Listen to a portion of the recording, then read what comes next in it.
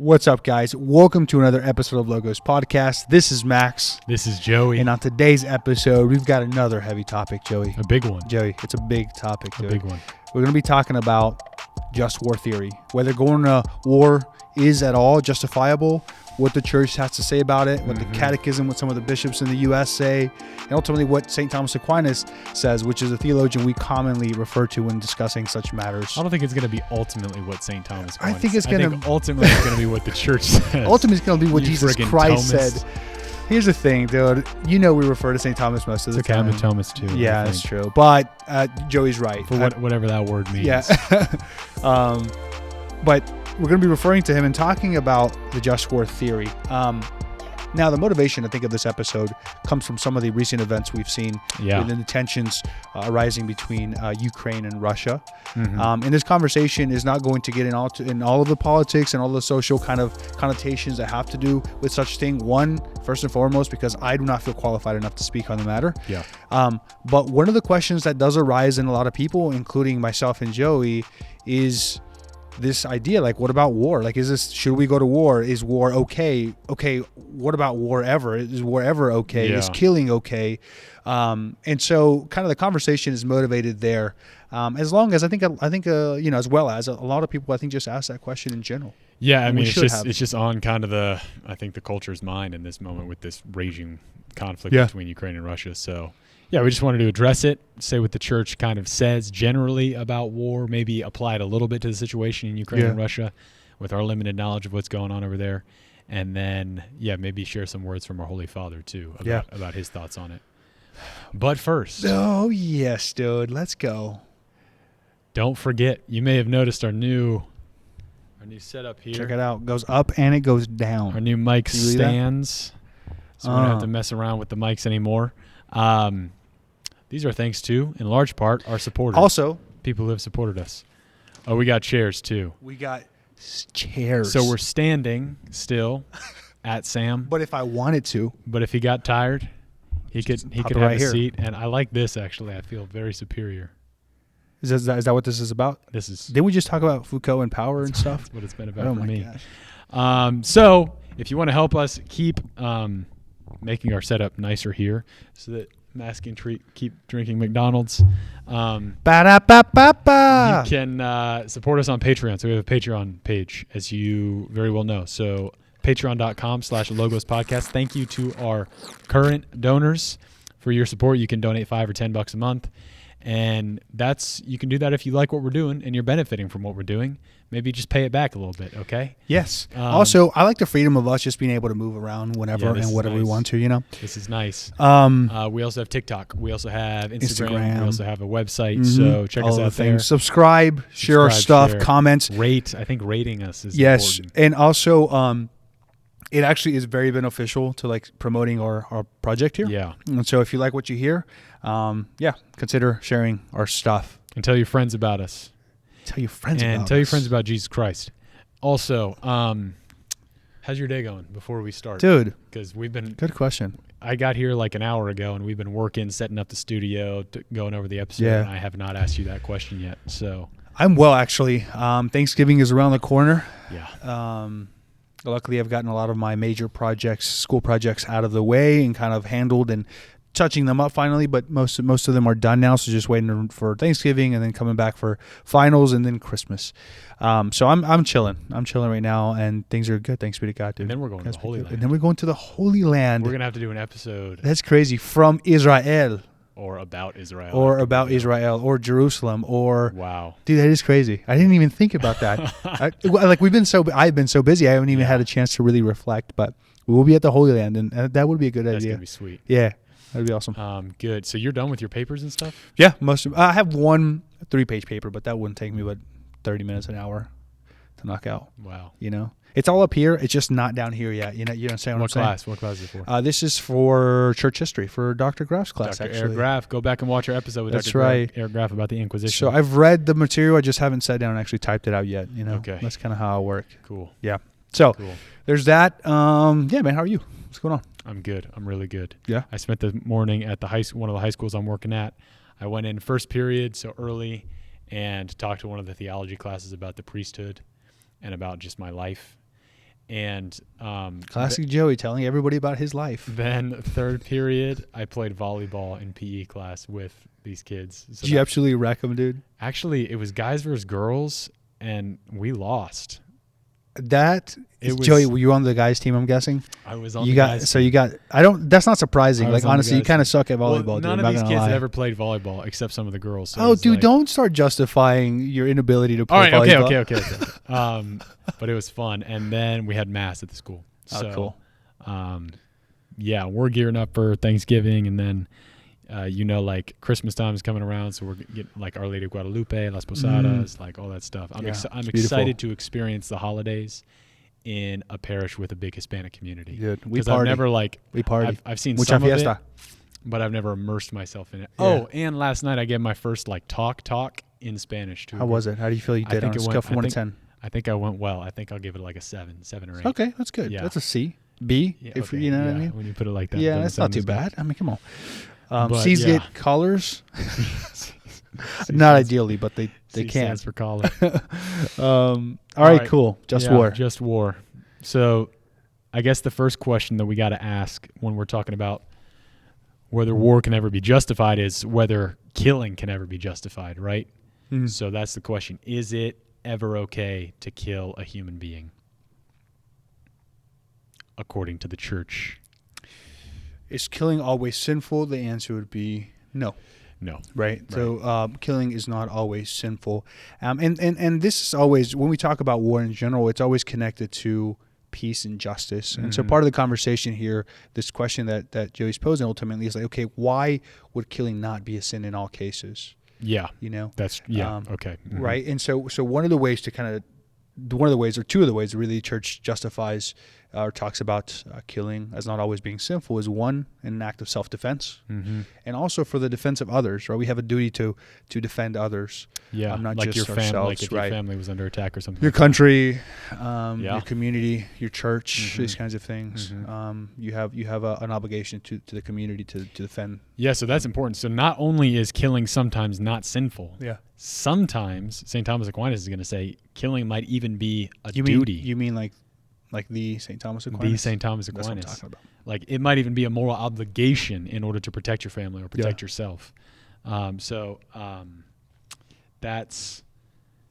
this quote right here from the Catechism says legitimate defense can be not only a right but a grave duty for one who is responsible for the lives of others. Also, that thing you just read it off of, dude. What's that? Tell Max, me about that. Max is alluding to my iPad Air 5, 5th generation. Okay, dude, relax. I didn't ask for the specifics. Okay, dude, it took me like a month. I went to the Apple Store like 4 or 5 times to figure out which iPad I was going to get, if I was even going to get one, if I could justify the expense. Those are big investments. I'm not going to lie. Yeah. So far I'm using it a lot, and it's been very helpful. So did you kill somebody while you were there? No, because that wouldn't be justified, right? I didn't get attacked. Okay, but that's important. So. Yes. Lest anyone think that the Catholic Church says killing is always wrong, it's not. In fact, the 10 Commandments, I learned this the other day. The commandment in the Hebrew Bible that says thou shalt not kill, it actually doesn't say that. It says thou shalt not murder. Oh. So murder is... Wow. Right, murder is the unjustified killing of an innocent life. Yeah. So that is always gravely sinful. Like that's intrinsically evil. But merely to kill another at times can be justified. Yeah. If it's in self-defense. But when we're talking about war, right? Yeah, so war broadens the context. Yeah, and when we're talking about war particularly, we're not just talking about me defending Joey in this instance only, or Joey defending himself against whoever in this instant only. War encapsulates a larger community of people. The effects are much larger. The monetary, needs are much longer, or much larger, and so war always has to be promulgated, or at least, what is the word I'm looking for here? War has to be declared by the proper authority. Yeah, that's going to be we're going to see that. That's going to be one of the qualifications for a just war. Why is that the case? Well, it's the case because the authority, like our government or whoever's been entrusted with the care of the community, they're the ones who have legitimate control and not control, but legitimate like stewardship over the common good. Right. So they're the ones with, for example, the requisite knowledge of like actually the situation maybe between nations. They're gonna have information that I don't have access to. So it's never for me necessarily to just like organize my friends and say, hey, we're going to go to war against these people. Yeah. It has to mostly because you don't have friends, but also because. So, so it's going to need to be declared by a legitimate authority. So we'll talk about that. But before we get into all the requirements for a just war according to the church, we should talk about peace first, I think.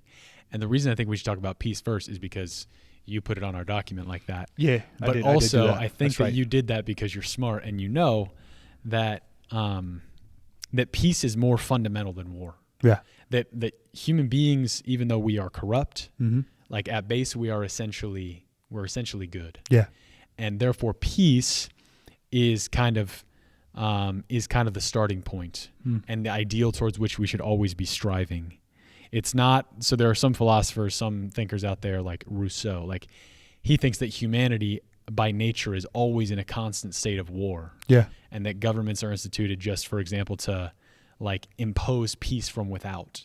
Because if left to their own devices, humanity they would just eat themselves, be warring at each other. That's not what we actually think about the human person. We believe that the human person is, yes, fallen, but at base good. And so peace is going to be the most primary thing. So what is real peace, I guess, is what we need to ask. So I'll refer to the definition of St. Augustine. He says it's the tranquility of order, right? So what peace is not is a mere absence of war, right? Or a mere balance amongst adversities of political systems. Yeah. Right. Yeah. And so oftentimes people are like, well, let's fight for peace, right? Or you even have like the movement of the 60s and 70s, right? Like no war, no war because we want peace or whatever. It's like, well, peace is not just the absence of war. It's actually, again, this tranquil existence of order among societies. Yeah. So I'm just thinking right now, actually. So that example with Rousseau, say you have in this hypothetical community, according to him, this is how things are, that people are by nature at war with each other. Right. And then a government comes in and prevents people from battling each other and going to war.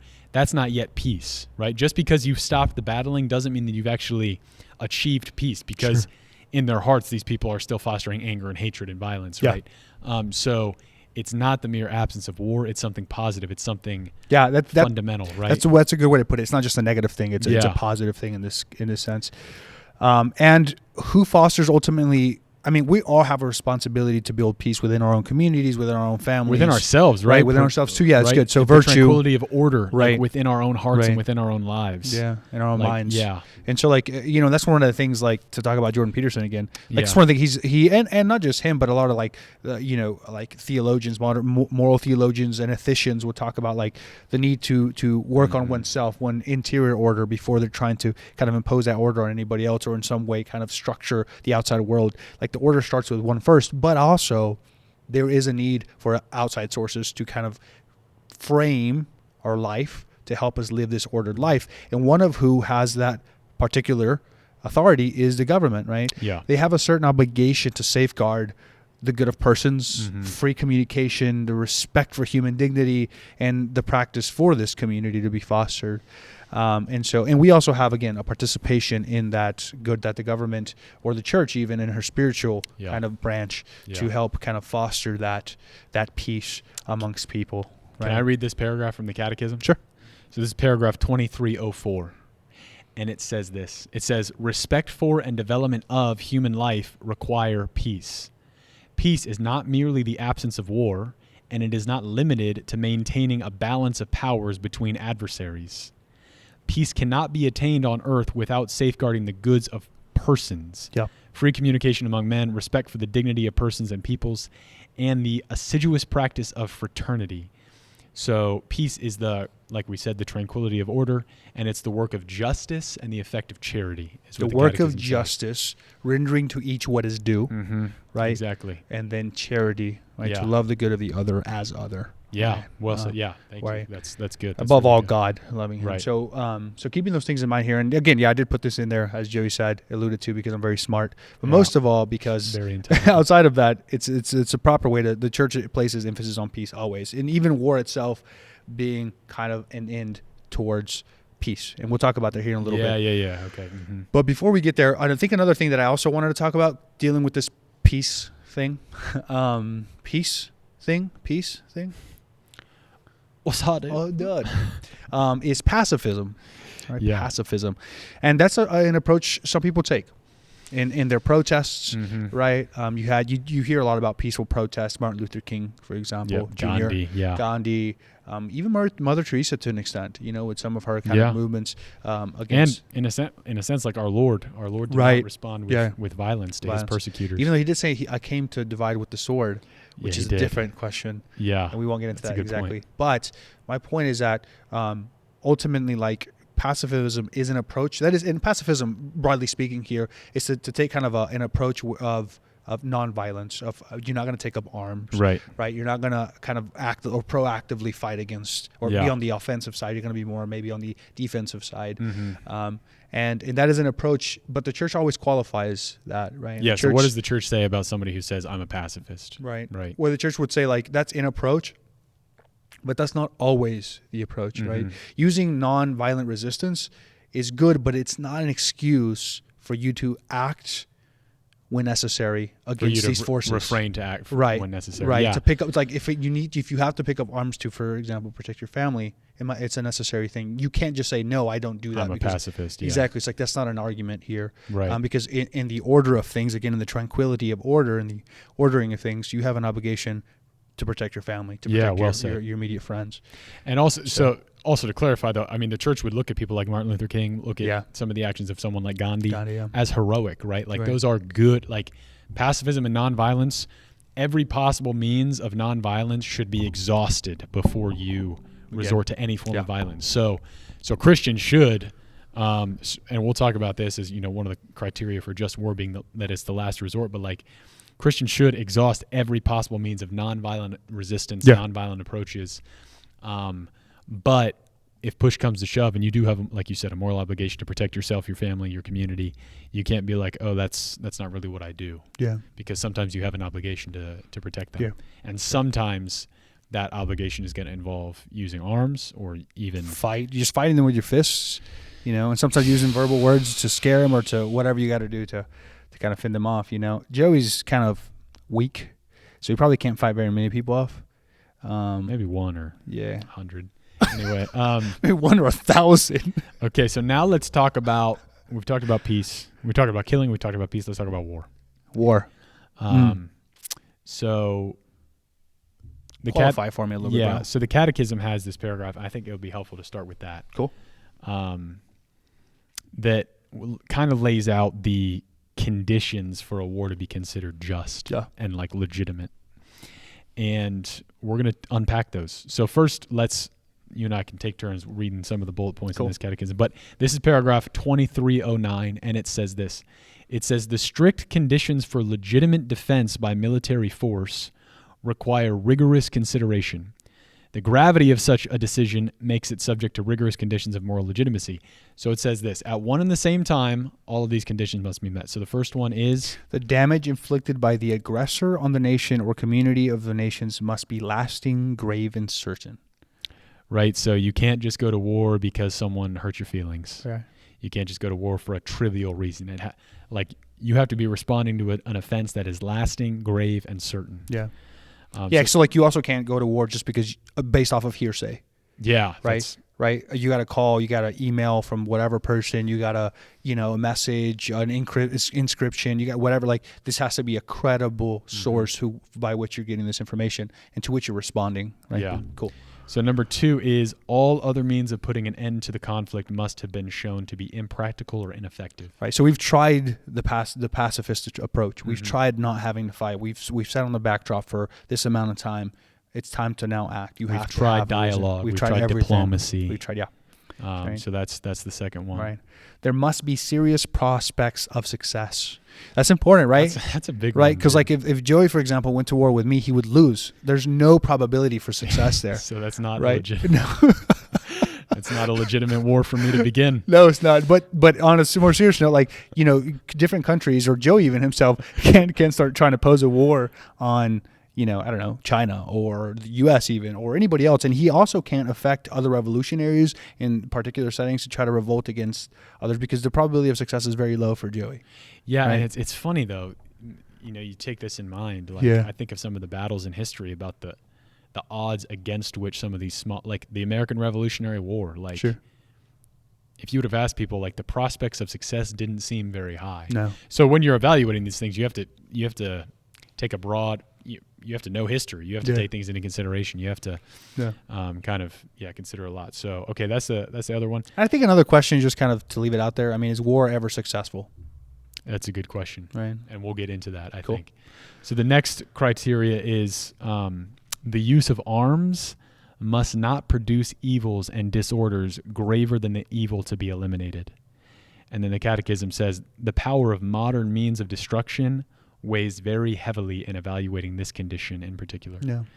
So, yeah, I mean, that's with when muskets become M16s exactly, or become sniper rifles, 50 calibers or whatever, like the moral question becomes much larger and becomes much more strict in that sense. Right. The analysis has to be considered within the context of what is now being produced comparatively. Yeah. So, this is a question, right, that the legitimate authority would have to be asking themselves, right? So in the face of this conflict, can I, and in the pursuit of peace and the tranquility of order, like in the pursuit of goodness, can I legitimately say that the weapons that we're going to use, the means of destruction that we're going to use in order to defend ourselves right now, are not going to bring about more evils than are being inflicted upon us in this moment? And that is as I'm sure you can see, this very quickly gets into a lot of gray area. Like there's no hard and fast rules. This is the prudential judgment oftentimes of civil leaders,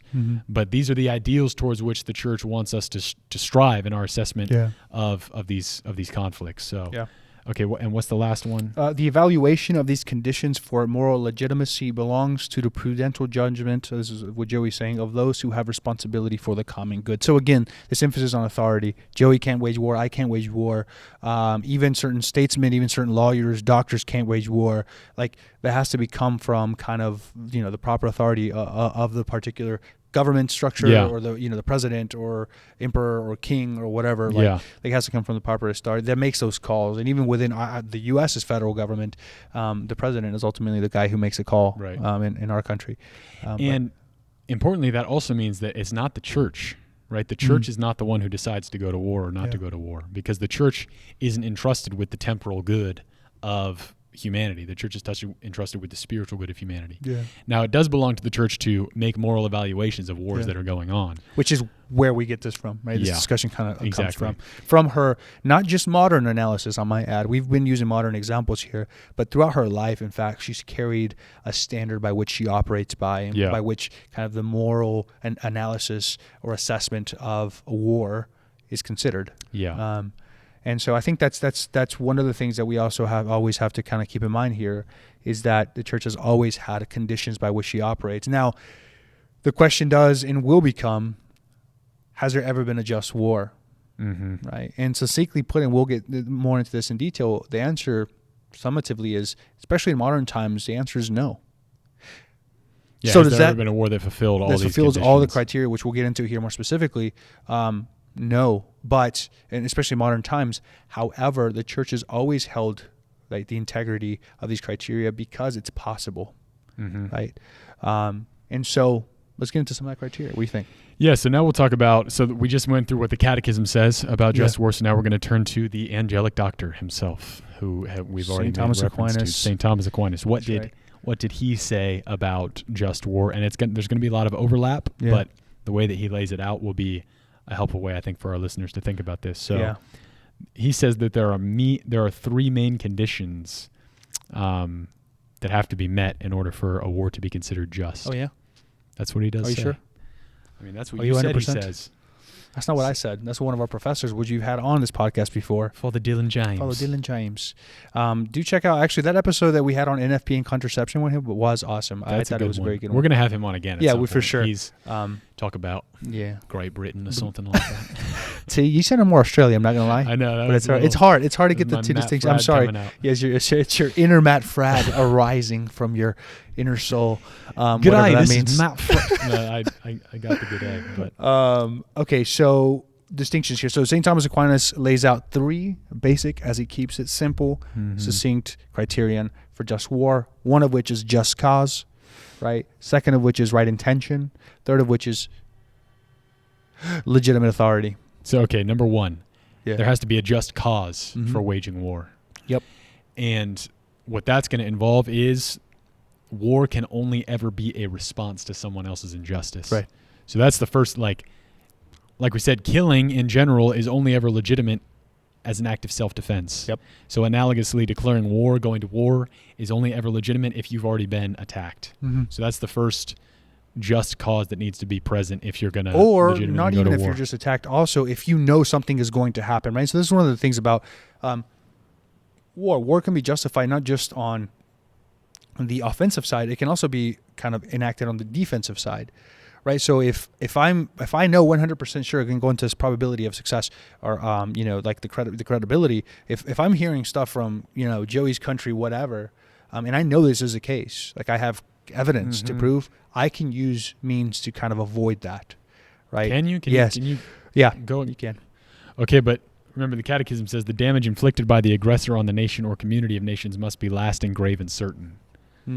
So I don't know if you could, like as a preventative measure for an attack that you're anticipating, wage war. I don't know. So okay, it's a question can also become, right? We don't have to figure this out right now, but it's like, let's say you hear, your friend, whoever, or ex-friend is going to come and, I don't know, attack your family. Yeah. Can you not fight to avoid this thing? Well, and that gets into what is that movie by Tom Cruise? That's what this question is.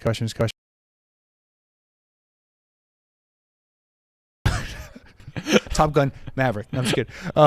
It's a movie where he's being this agent where he's kind of going into people's future, and they're going to commit these crimes. Oh, interesting. And the question becomes: is it okay to stop those crimes, even though they haven't committed them? Yeah. But in the future, I don't think so. I don't think even if I got wind that my friend was gonna come and kill my family, I don't think I could go and kill my friend because of that. Okay, that's fair. As you can see, these questions get real hairy real fast. But Harry, I hate that analogy, dude.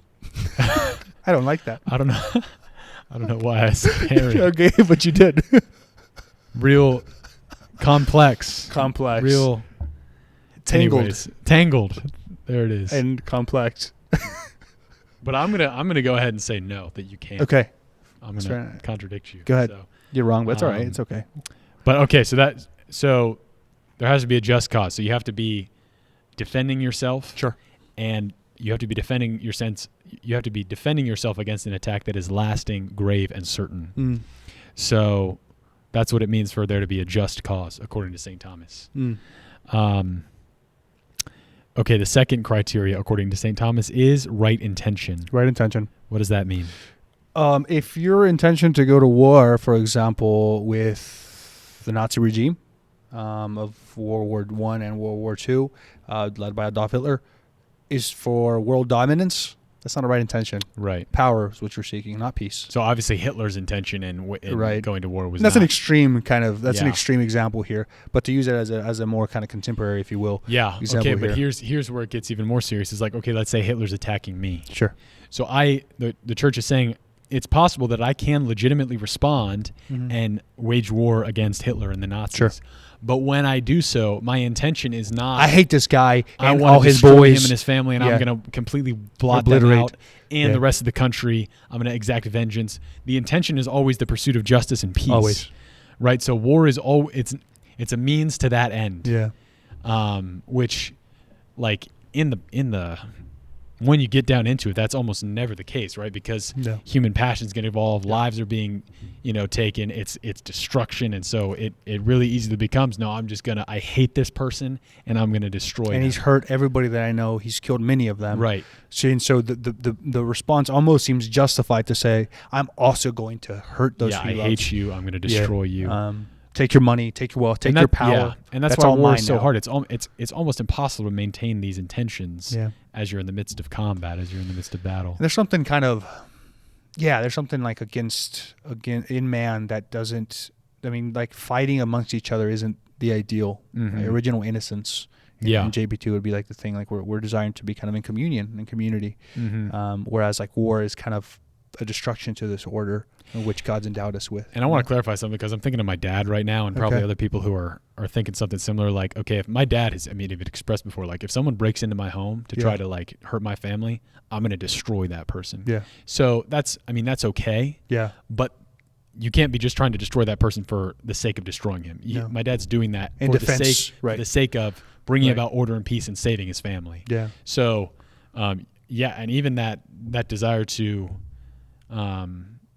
defend yourself sometimes needs to be vigorous and sometimes needs to be like impassioned, right? And so like anger, like righteous anger, we would say, right? For example, like righteous anger, it's kind of a justified move towards an evil that's now before you. Yeah. Like, this thing is going to harm us, and you should have a reaction to that thing. You should have a prompt, confident, and aggressive even reaction against that thing. Right. But the intention ultimately is to defend, in this case, Joey or the family, or defend, the larger community, maybe the suburb, maybe his grandmother's in the house, or maybe his mom's in the, you know what I'm saying? Yeah. So like these kinds of things are to consider here. The third of which is, so we talked about, what do we say the first one? Just cause, right intention, legitimate authority.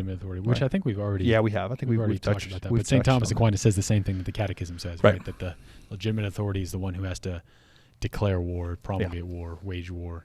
And like we said, also, it always has to be the last possible resort, right? Mm-hmm. It's always, you always have to have exhausted every other means of solving the problem.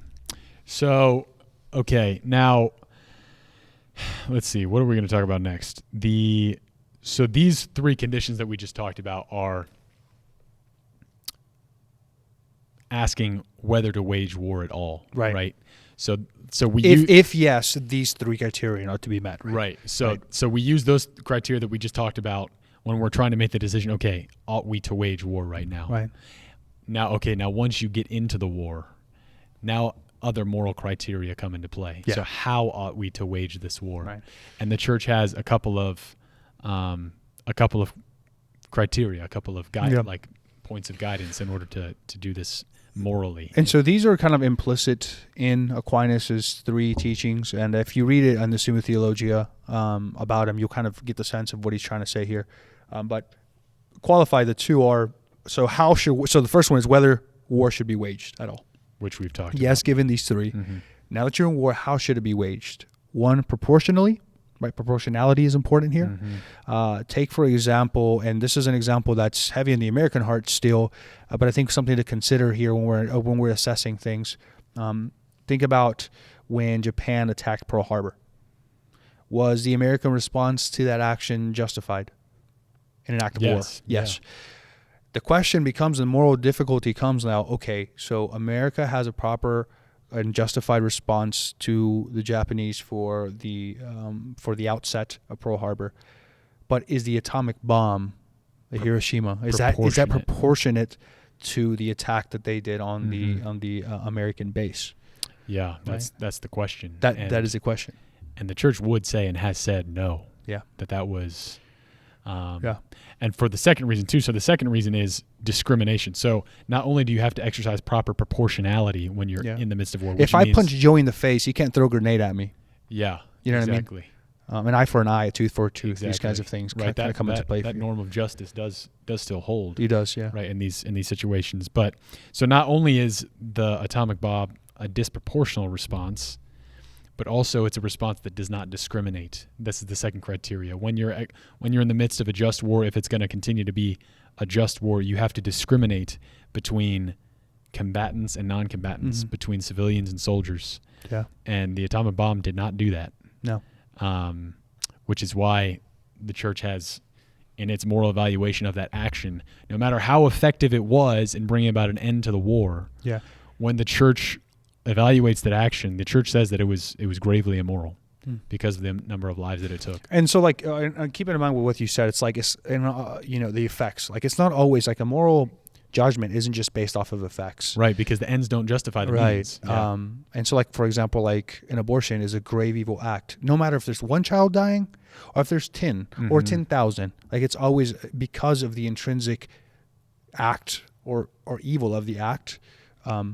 It's evil all the time. It's never just. Yeah, I mean, St. Paul says you may never do evil that good may come of it, right? So the good of the end of the war that the atomic bombs brought about, I mean, did that? So yes, that is a good that I would admit. Yes, from like a military strategic standpoint, but like also, tranquility of order. I mean, it has caused Like you didn't hear much from Japan after that happened. Yeah, but like, what was the state of affairs in Japan? Yeah. And in the lives of those people, the lives of those innocent people who died, lost their family, lost their loved ones, went through unspeakable suffering because they were, because of nothing. I mean, it was grave injustice. Sure. So that's a hairy topic. It is a delicate, hairy topic, and he's a little shaven.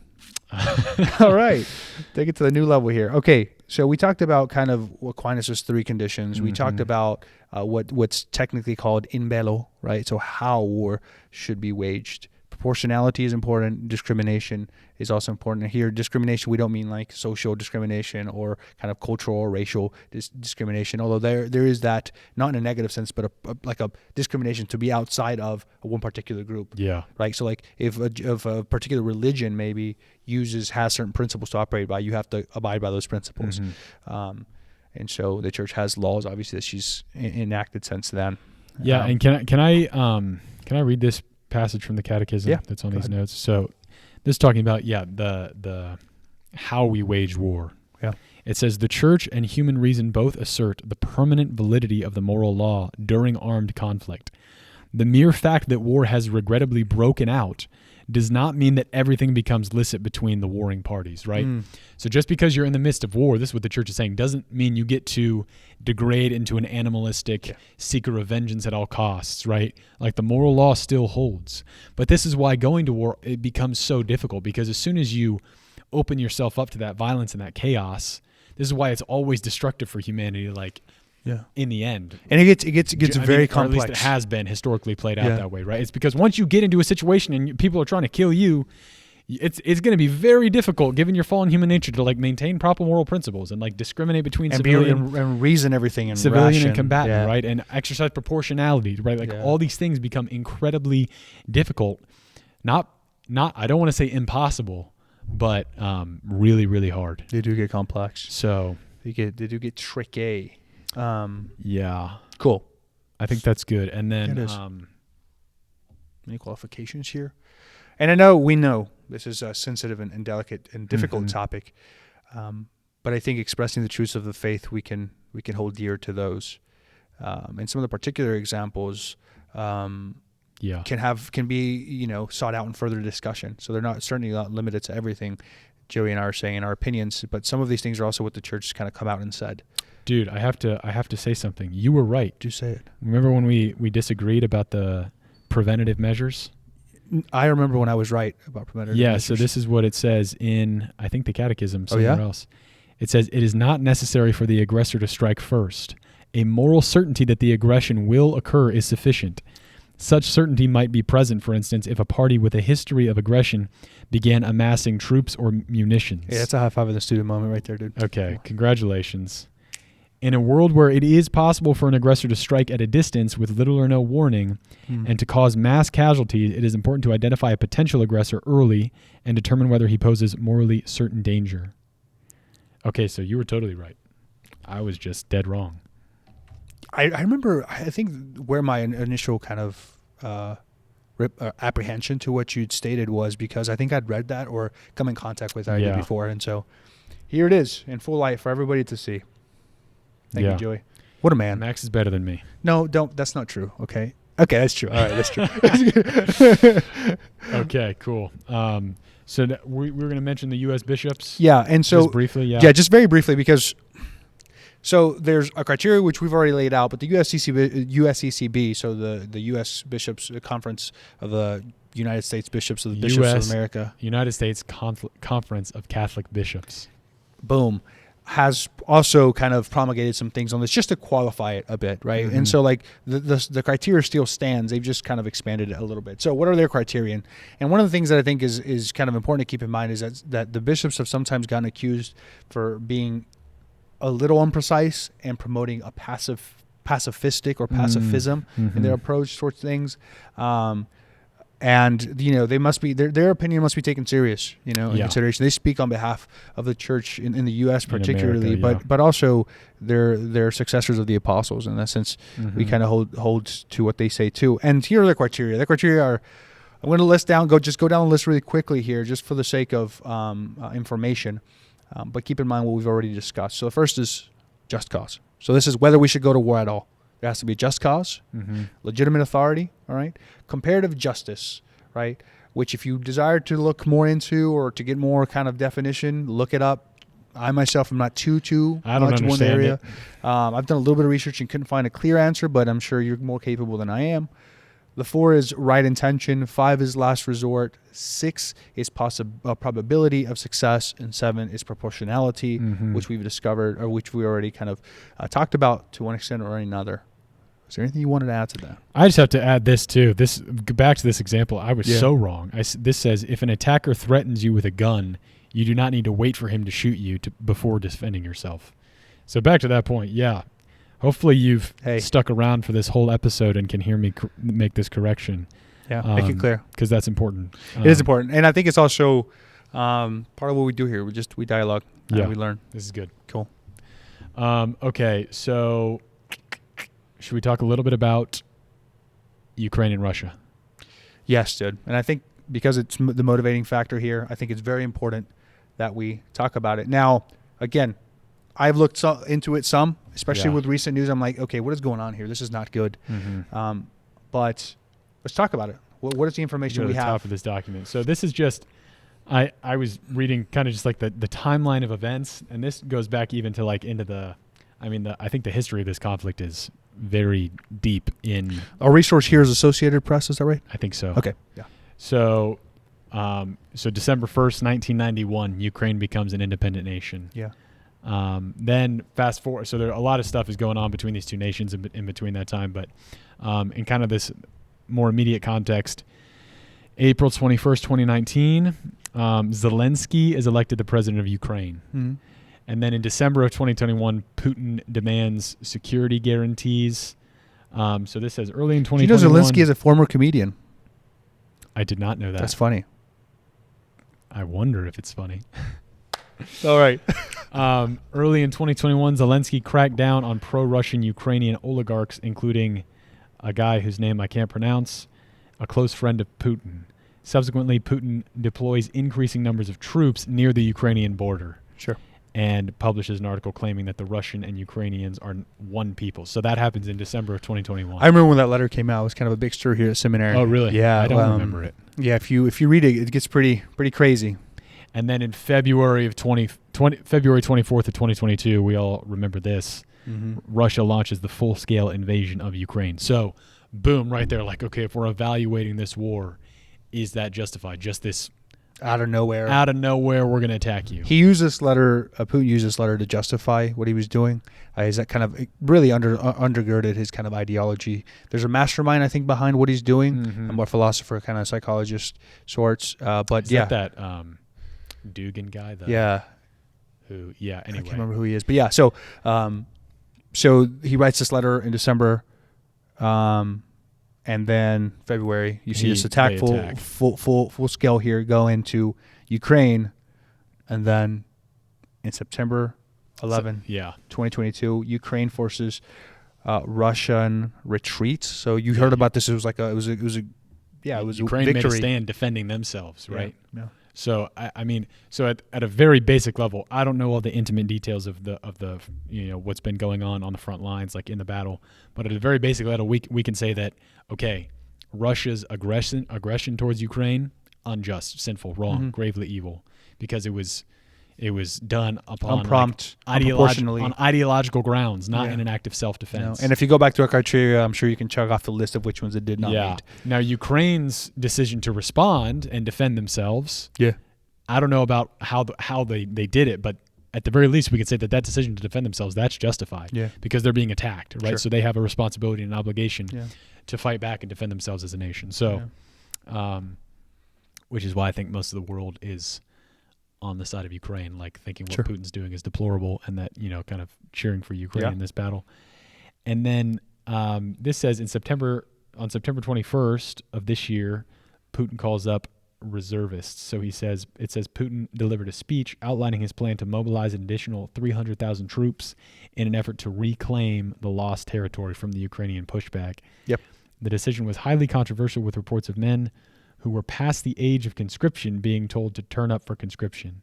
Well, in response, by some estimates, thousands of young Russian men fled the country.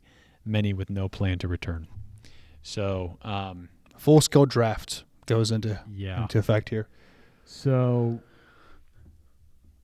certainly, I think what we've said about that is sufficient. But hopefully some of the guidelines that we've laid out for you guys can help you kind of evaluate what's going on here. Yeah. Given the criterion. Given the criteria of the war. It's not a certainly from the Russian perspective, it's not a just war. No. And it's not an easy kind of, it's not an easy conversation to have. Yeah.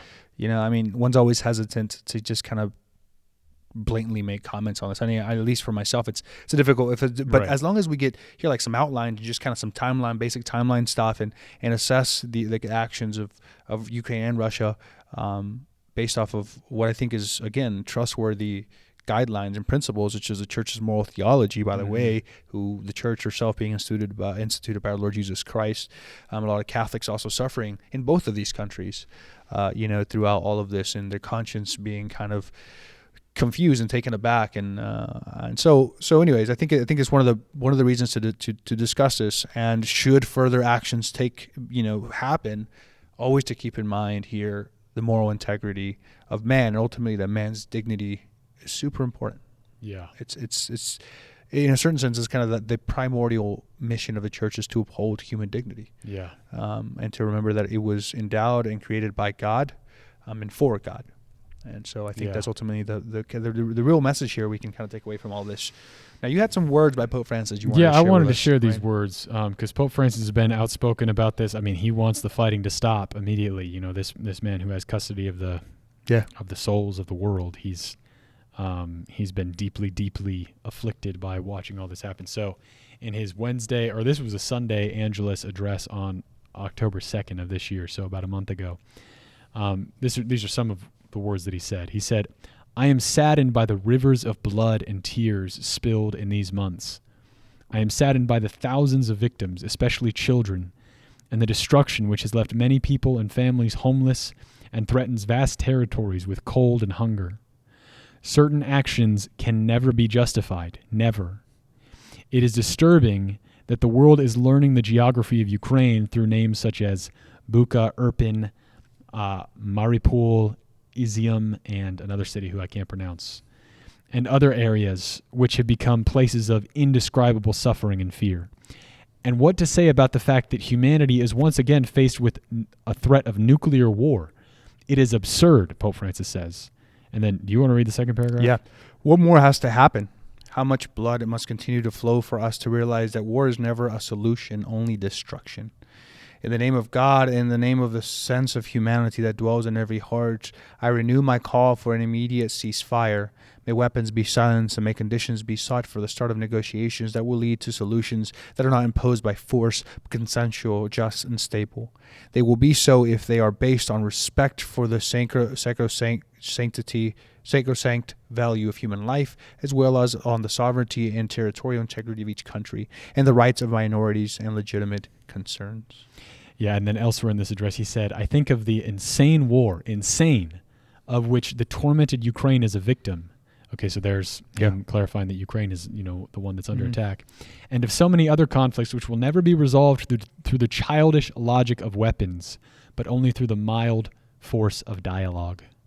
So here's Pope Francis. I think, so we've just highlighted for you in this episode the church's very idealistic requirements of what it would take for a war to be fought justly in accordance with the moral law. But here's the thing. By the time war is broken out, like, the moral order has already been disrupted, right? Yeah. Because we're made for harmony, we're made for peace, we're made for union with each other. And so, I think Pope Francis is absolutely right to lament the fact that the war is taking place, that all this destruction and unspeakable suffering is happening over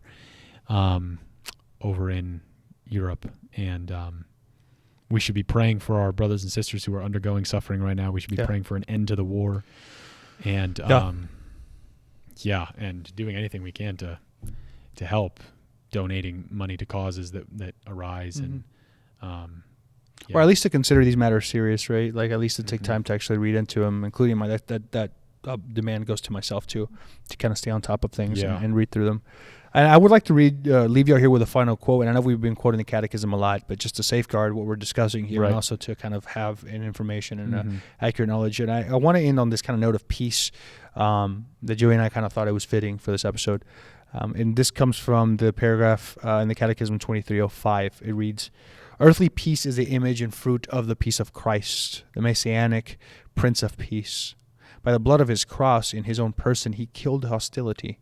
He reconciled men with God and made his church a sacrament of the unity of the human race and of its union with God. He is our peace. He has declared, 'Blessed are the peacemakers.'" That's one of the Beatitudes to keep in mind. And so, blessed are the peacemakers. We can be those. Yeah. And we're called to be those. In our own hearts, in our own families, in our own communities. Yeah. And it's only in Jesus Christ that the world may be one. Exactly. Even as he and the Father are one. Yeah. There's also, again, going back to that word peace, again, not this false notion, not this pretentious notion, not this arrogant notion of peace, but rather this tranquility of order, to remember that, in fact, order doesn't come from ourselves, that we're only capable of implementing so many social or political structures to make such a thing uphold. But in fact, we're called as humans, as rational people, as love for each other, to come together and provide some solutions, as Pope Francis is advocating for, to kind of stabilize the situation. Never perfect, especially on earth, but hopefully perfect in our Lord Jesus Christ one day, when we know and love him perfectly. So that's all I have for that right there. I hope y'all enjoyed. Joey, any last remarks here before we go? And don't take my final saying, bro. Okay. I was just gonna say, smash the subscribe button. That's what I'm talking in honor about, of dude. Our boy Sam. Samuel, wherever you're at, homie. Holler at your boy one time. And we're praying for you. We are praying for you. Cool, man. That's it, guys. Thank you for tuning into this episode of Logos Podcast. We hope you enjoyed it. Again, thank y'all for the new setup, guys. Thank you for our patrons and sponsors, and all those who are just listening and staying in tune with what we do. We hope you liked it and you share this episode for the glory of God. Yeah. Christ our Lord. All right, guys. As always, God bless and peace out. Peace out. Ha ha. Ha, gotcha.